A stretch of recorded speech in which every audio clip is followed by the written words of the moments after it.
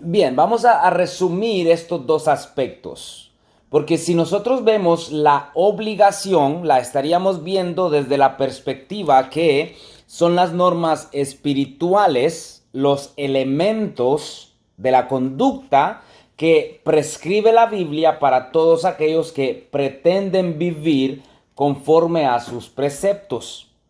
Ahora, si vamos al otro aspecto y hablamos de la motivación, nos vamos a dar cuenta que la motivación es totalmente diferente, ya que esta es la idea de tener el concepto gobernar tan pegado a la mente que no se considera como una obligación pesada, sino una reacción natural, normal, lógica, la cual es moral y a la misma vez es de buena voluntad. Eso es lo que motivación se podría describir. El punto exacto entonces acerca de la motivación es este.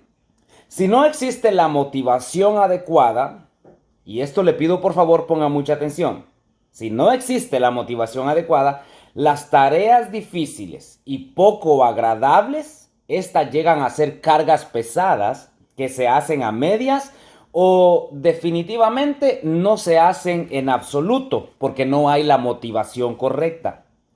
En cambio, si vamos con las mismas tareas, por los motivos claros, por los motivos nobles, con la verdadera motivación, llegamos a ser triunfadores por haber alcanzado la satisfacción de haber realizado lo que debíamos de realizar. ¿Cuál fue la diferencia? Por un lado se hizo correctamente y por el otro lado no se deseó hacer. Bueno, la diferencia es que llegamos con una motivación totalmente diferente a las cosas que debían de haber sido realizadas. Agreguémosle el amor, no el amor cualquiera, el amor de amigos, el amor de entre pareja, el amor familiar, no. Le vamos a agregar el amor voluntario, el de la decisión. Las personas le conocen como el amor ágape o el amor de Dios.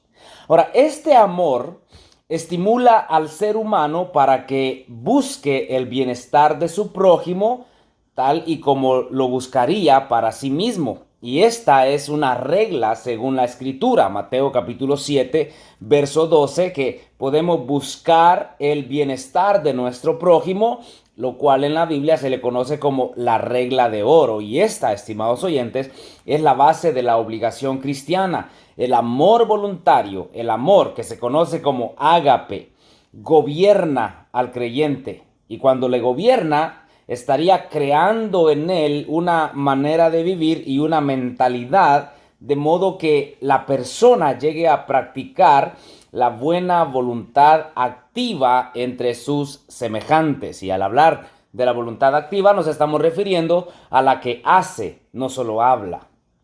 Se deben de seguir con este ideal hasta llegar a ser en nosotros una respuesta natural en cualquier estado o lugar en el que nos encontremos, tal como respondería a cualquier necesidad de nuestros familiares. Por ejemplo, si yo sé que alguien tiene una necesidad y puedo suplirla porque verdaderamente es una necesidad, entonces yo voy a actuar naturalmente, sin que me lo pidan, sin que me forcen, sin que me obliguen. Yo veo la necesidad, yo sé que puedo ayudar y voy y ayudo.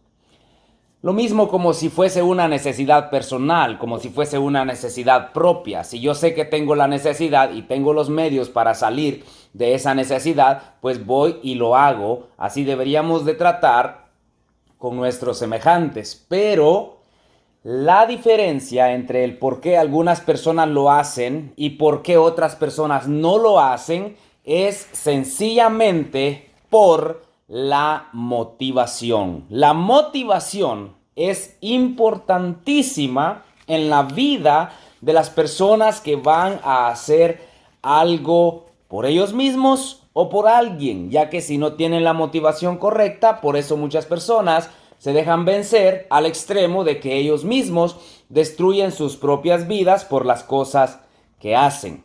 No tienen la motivación correcta. Usted y yo debemos de tener la motivación correcta, estimados oyentes.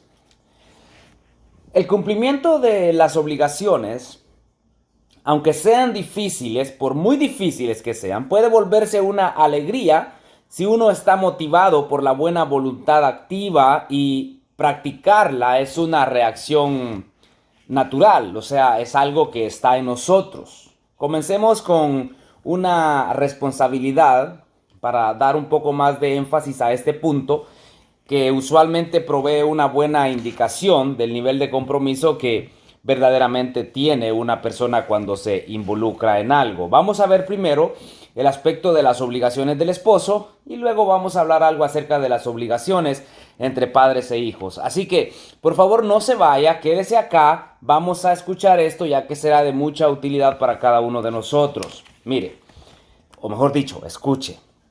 Dentro de las obligaciones del esposo, como estamos hablando de tener una motivación correcta, vamos a encontrar a personas, hombres, esposos, que les gusta leer el pasaje como Efesios 5:23. En la primera parte dice, porque el esposo es cabeza de la esposa. Aquí observamos una pausa, porque usualmente, estimados oyentes, es todo lo del versículo que se quiere citar, pero queda una cláusula aún más importante. Las personas que van con la motivación equivocada para servir, se sirven de las personas y, por ejemplo, leen, el esposo es cabeza de la esposa y la esposa tiene que someterse. Pero la persona que llega con la motivación correcta no solo se queda ahí, sino que continúa a lo demás. Y lo demás dice, como Cristo es cabeza de la iglesia. Sí, estimados oyentes, el hombre es cabeza de la esposa. En una forma muy definida, eso es cierto. Pero esto no le da el derecho de señorear sobre ella, sino que le manda a servirle, a sacrificarse por ella, así como Cristo sirvió y salvó a la iglesia. Cristo es la cabeza de la iglesia, el hombre es cabeza de la mujer, pero el ejemplo del hombre es Cristo.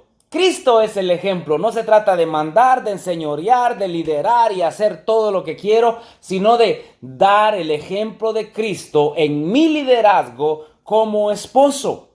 ¿Quiénes verán esto? Las personas que llevan la motivación correcta en su matrimonio o a su matrimonio. Lo práctico de todo esto es la situación que se crea, estimados oyentes, como resultado del cuidado cariñoso o extendido hacia la esposa. Hay confianza en vez de conflicto. Hay cooperación en vez de competencia. Hay paz en vez de peleas. Hay seguridad en vez de sospechas. Hay felicidad en vez de ferocidad. Hay destino en vez de divorcio. Y hay consagración en vez de convulsión. Aparte de esto, amar a la esposa es amarse a sí mismos. Efesios 5:28. Entonces, volvemos al punto. Buscar el bienestar de su cónyuge también es que usted está buscando su propio bienestar por medio de buscar el bienestar de su pareja. Y cuando uno actúa en contra de esta regla, se tiene que ocupar de cubrir todos sus pasos furtivos con maniobras y mentiras, pero ¿sabe qué? Tarde o temprano todo se descubre. La fidelidad y buenas intenciones entre cónyuges aseguran una vida libre de los problemas más dañinos que usted pudo o puede escuchar en su existencia. Por eso es que es importante la motivación, inclusive también en este ejemplo que les estoy diciendo, obligaciones como esposos, motivación correcta. Si vamos a otro punto, nos vamos a dar cuenta que existen también las obligaciones entre padres e hijos. Tomaremos unos minutos para esta parte. Cuando la Biblia asigna una responsabilidad o obligación a ciertas personas, existen también ciertas condiciones que corresponden aquí en estas partes. Así es el caso definitivo en las amonestaciones respecto a las relaciones entre padres e hijos. Veamos aquí las responsabilidades, pero también veamos las condiciones. Dese cuenta, hijos, obedezcan a sus padres por amor al Señor, porque esto es justo. El primer mandamiento que contiene una promesa es este: honra a tu padre y a tu madre para que seas feliz y vivas una larga vida en la tierra, y ustedes, padres, no hagan enojar a sus hijos, sino más bien críenlos con disciplina e instrúyalos en el amor al Señor. Efesios 6, verso 1 al verso 4. Ahora, la responsabilidad que tienen los hijos, ¿cuál es? Es obedecer. La responsabilidad de los padres es dar instrucciones dignas de ser obedientes. Ahora, la obligación de los hijos es respetar, y la obligación de los padres es vivir de tal manera que su persona merezca el respeto. El deber de los hijos entonces es honrar a sus padres. El deber de los padres es tener un código de conducta admirable. Lo deseable para los hijos, estimados oyentes, es seguir el modelo de sus padres. Lo deseable para los padres es que establezcan una alta ética que atraiga la atención de los hijos. Y finalmente, un privilegio de los hijos es aprender de Dios por la instrucción de los padres. Un privilegio de los padres es instruir de la palabra, y de hecho para que los hijos puedan ver claramente que en sus padres vive el espíritu cristiano, la conducta cristiana, la vida piadosa, y ven el ejemplo en ellos. Gocémonos de nuestras vidas, son valiosas y deberían de ser productivas. Y por favor escuchen ahora, ni los hijos ni los padres van a querer romper el enlace que los unifica como una familia sólida, cariñosa y a la misma vez ejemplar. ¿Ha usted escuchado el famoso dicho de tal padre, tal hijo? También se dice de la siguiente manera: de tal palo, tal astilla. Esto es realmente impresionante. Se transmiten valores de padres a hijos, y los padres sienten gozo, alegría de que sus hijos han tomado el buen ejemplo. Por lo tanto, estimados oyentes, dentro de nosotros, en nosotros, con nosotros, debe de existir una motivación correcta. Si usted tiene un cónyuge que no tiene la motivación correcta, un consejero matrimonial sabrá directamente en dónde poner las cartas, como se dice, sobre la mesa, y qué es lo que tiene que hablar. Y al hablar de cartas no estoy hablando de cosas oscuras como algunas personas piensan, sino poner las cartas del apóstol Pablo sobre la mesa, las cartas bíblicas sobre la mesa, para poder instruir a la persona. Entonces, usted quizás es un joven, una jovencita que va a tratar la manera de comenzar su matrimonio, quizá una relación. Usted tiene que darse cuenta si la motivación de la persona con la que usted piensa compartir su vida es la motivación correcta. Usted tiene toda la libertad de preguntar, toda la libertad de indagar. Es para usted, su pareja, y usted debe de saber con quién se va a casar. En los compañeros de trabajo, en lugares donde usted va.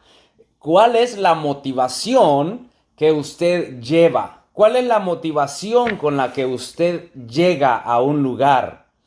Cuando me invitan a ciertos lugares a predicar la palabra del Señor, me invitan de algunas congregaciones, me invitan a mis amistades, me invitan familias, lo primero que pasa por mi mente es: ¿cuál es la motivación de las personas? ¿Qué es lo que ellos piensan? ¿Qué es lo que ellos ven? ¿Con qué corazón van a recibir la enseñanza? Y cuando veo la motivación de ellos, entonces yo sé que he orado a Dios, que he preparado el estudio, y entonces le pido a Dios que me ayude a poder dirigir la motivación de ellos hacia el punto clave en donde ellos puedan ver, escuchar el evangelio y abrazarlo, obedecerlo, o la motivación hacia el punto principal de la clase para que ellos puedan tomar la decisión de apegarse al mandamiento bíblico. La motivación entonces es muy importante. Espero que usted y yo podamos seguir creciendo. Muchas bendiciones.